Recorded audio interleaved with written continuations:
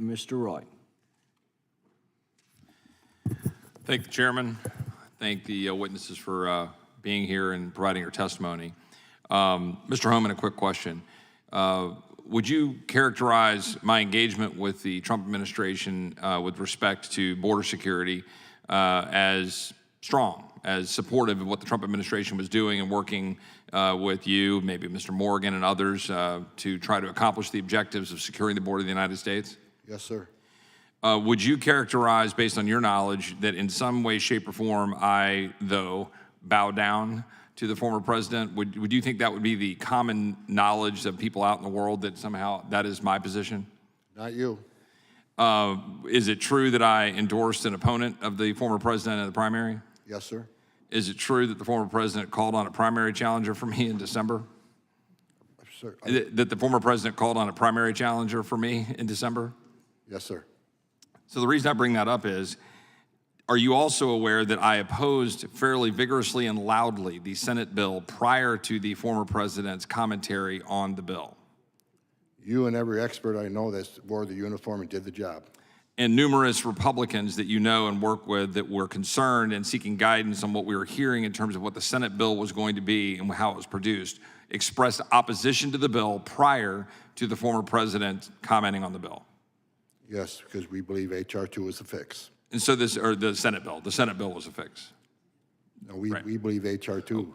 You believe H.R. 2 is the bill that would fix the problem. The Senate bill is a bill that was a fake bill by our Democratic colleagues to Right. have something to hide behind. The Senate bill would not have solved the problem. H.R. 2 would have solved the problem because it's based on policies that we prove were effective.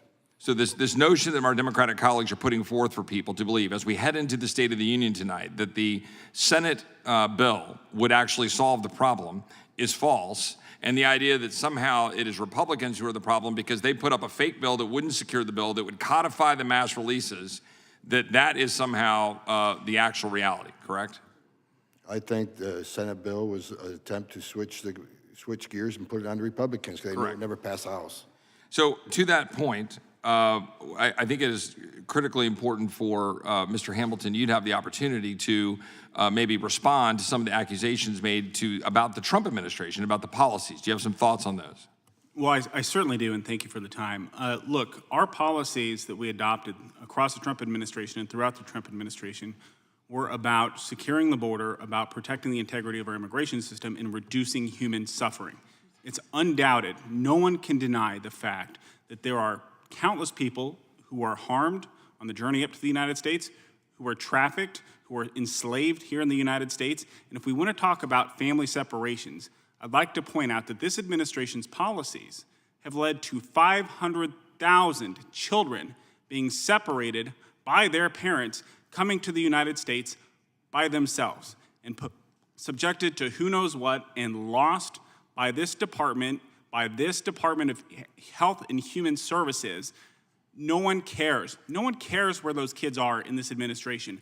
No one's going out and looking for them. So for all these crocodile tears that are shed about what happened in a prosecution policy during the Trump administration, nobody cares about the 85,000 plus kids that this administration has lost and the 500,000 kids who have been trafficked here during this administration. And the children that have been lost by this administration, they don't even know where they are, right, through ORR. They're gone. And another issue here that I think merits consideration is the extent to which the allegation that you've got members of the Republican conference who have expressed a belief that this administration could actually reverse a lot of the damage that it has done, compared to our simultaneous belief that we need legislation to fix problems. Those two things can be true, correct? The idea that we're talking about 212F, which by the way has not been fully explored, but also the notion that parole has been being abused for mass releases, which is precisely how the individual got into the United States that killed Lake and Riley, by mass releases. Is that true, Mr. Hamilton? That's true. Is that true, Mr. Homan? Yes. And so the idea that you don't also need legislation to deal with Flores, catch and release, the issues that you had previous rulings by courts that caused the family separation type issues is false. Of course we need legislation, but we need legislation that works. H.R. 2 would work. The legislation would actually solve problems. It would create an environment where we could enforce the law. It would hold the administration accountable, and it would give power for states to be able to hold it accountable. And the idea that you can't have that at the same time is saying that this president is responsible through mass parole to endangering the American people is a fiction by our Democratic colleagues trying to obfuscate and cover up for the open border policies killing Americans. I yield back.